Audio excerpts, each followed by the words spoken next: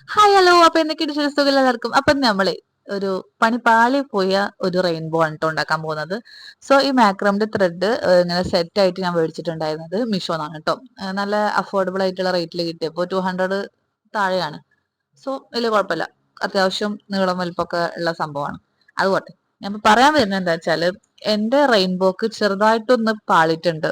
എല്ലാരും റെയിൻബോവും എന്താ പറയാ വലുതെന്ന് ചെറുതൊക്കെ വരുന്ന പോലെ അല്ലേ ഉണ്ടാവാറ്. പക്ഷെ എന്റെ റെയിൻബോ ചെറുതെന്ന് വലുതൊക്കെ പോയ പോലത്തെ ഒരു അവസ്ഥയായിരുന്നു.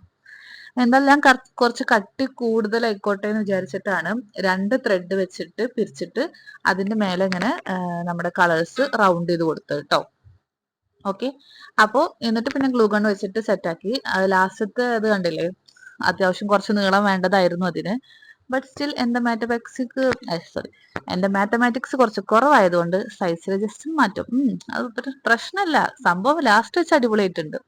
പിന്നെ ഞാൻ ഗീവ് അവയുടെ വിന്നേഴ്സിനെ അനൗൺസ് ചെയ്യുന്നത് നെക്സ്റ്റ് മന്ത് 15-നൊക്കെയാണ് പറഞ്ഞിട്ടുണ്ടായിരുന്നത്. പിന്നെ എനിക്ക് തോന്നി അത് അത്രയും നീണ്ടു പോകുന്നത് അത്ര നല്ലതല്ല. നമുക്ക് ആ കുറച്ച് ഫ്രണ്ട്സ് അല്ലേ ഉള്ളൂ, ഐ മീൻ കുറച്ച് സബ്സ്ക്രൈബേഴ്സ് അല്ലേ ഉള്ളൂ. അപ്പൊ അവർക്കും അത് ബോറടിക്കുമല്ലോ. അപ്പൊ ഞാൻ വിചാരിച്ചു ഇനി വരുന്ന സൺഡേ നമുക്ക് വിന്നേഴ്സിനെ അനൗൺസ് ചെയ്യാം. ഓക്കെ, അപ്പൊ എല്ലാരും ഇനി ആരെങ്കിലും പുതുതായിട്ട് വന്നവരുണ്ടെങ്കിൽ ജസ്റ്റ് ഇപ്പൊ തന്നെ ഗീവ് അവയുടെ വീഡിയോക്ക് പോയിട്ട് കമന്റ് ചെയ്യാം കേട്ടോ.